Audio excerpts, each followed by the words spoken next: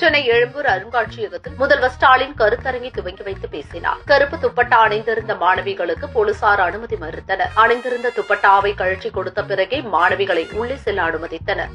ஓஹோ, நம்ம தலைவருக்கு கருப்பு கலர் பிடிக்காது போல. The next day. இப்பொழுது தலைவர் அவர்கள் நமது கழகத்தின் கொடியினை ஏற்றி வைப்பார். ஆக எல்லாரும் நல்லா இருக்கீங்களா? என்னடா பண்ணி வச்சிருக்கீங்க? உங்களுக்கு தான் கருப்பு கலர் பிடிக்காதே தலைவரே.